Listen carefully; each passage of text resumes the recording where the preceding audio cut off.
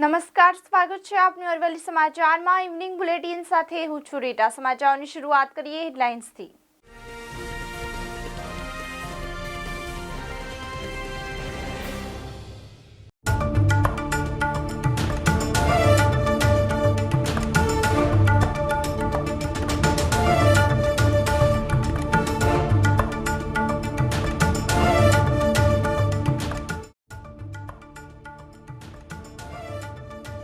ખાનગી હોસ્પિટલો સરકારી સેવા કરી શકે છે બંધ. પીએમજેના છેલ્લા 2 વર્ષથી નથી મળ્યા પૈસા. હોસ્પિટલ એસોસિએશને બાકી નાણાં ચૂકવવા માંગ કરી. લસણના ભાવમાં વધારો. લગ્ન સિઝન અને શિયાળાને લઈ માંગ સામે ઓછી આવક હોવાથી લસણના કિલોના ભાવ 2 ગણા વધ્યા.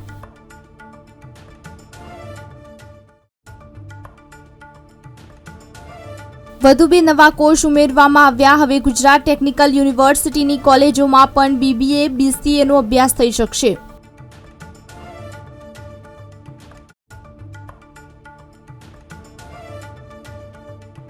શ્રી 51 શક્તિપીઠ પરિક્રમા મહોત્સવ. ગાંધીનગરમાંથી પરિક્રમાના પ્રથમ દિવસે 2500થી વધુ ભક્તોએ દર્શન મહોત્સવનો લાભ લીધો.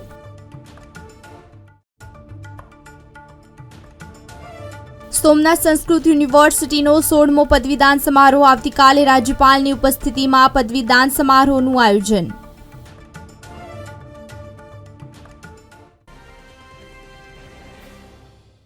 ગુજરાતમાં રાજ્યસભાની 4 બેઠકો એક સાથે ખાલી પડી રહી છે. આ માટે ભાજપે આજે ઉમેદવારોના નામની જાહેરાત કરી છે.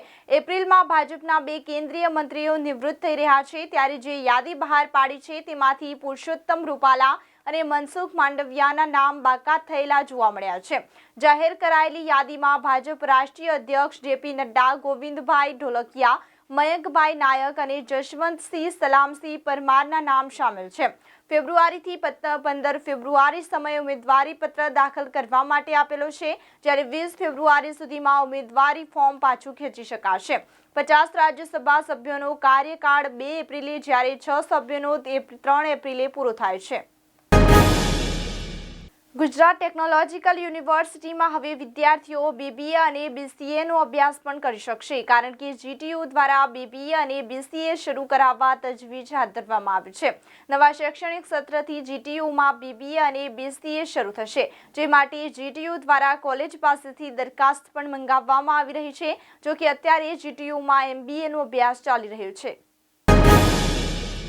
બીજી તરફ નજર કરીએ તો પવિત્ર યાત્રાધામ અંબાજી ખાતે 12 થી 16મી ફેબ્રુઆરી દરમિયાન શ્રી 51 શક્તિપીઠ પરિક્રમા મહોત્સવનું આયોજન થયું છે. આ મહોત્સવ દરમિયાન ગાંધીનગર જિલ્લામાંથી મા અંબાના દર્શનો અને શ્રી 51 શક્તિપીઠ પરિક્રમાનો માઈ ભક્તો વિનામૂલ્યે લાભ લઈ શકે તે માટે જિલ્લા વહીવટી તંત્ર દ્વારા વિશેષ આયોજન હાથ ધરાયું છે.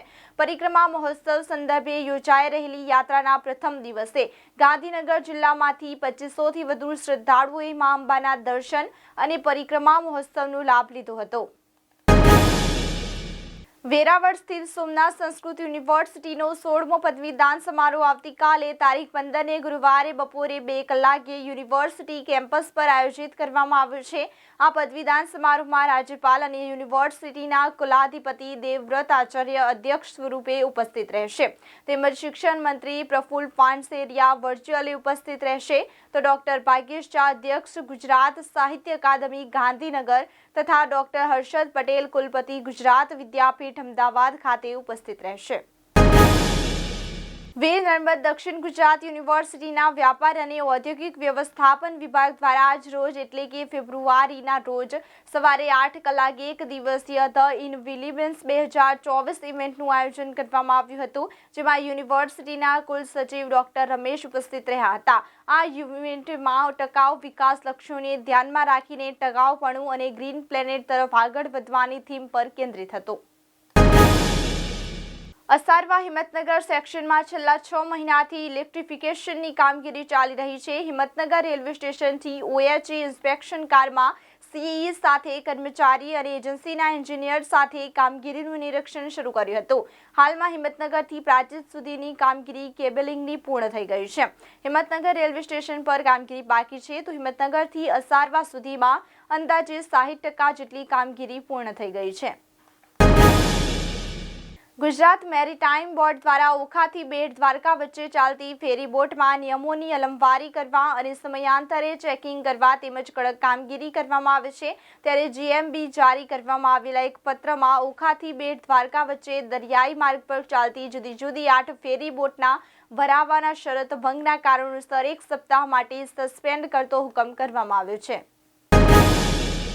સમાચારોમાં આગળ વાત કરીએ તો સૌરાષ્ટ્ર ક્રિકેટ એસોસિએશન દ્વારા નિર્મિત આંતરરાષ્ટ્રીય સ્તરોના રાજકોટના ક્રિકેટ સ્ટેડિયમનું સંસ્થાન માનદ મંત્રી તરીકે વર્ષો સુધી અવિરત સેવા પ્રદાન કરનાર નિરંજન શાહનું નામ આપવામાં આવ્યું છે, જેનો વિધિવત નામકરણ સમારોહ આજે જય શાહની ઉપસ્થિતિમાં યોજાનાર છે।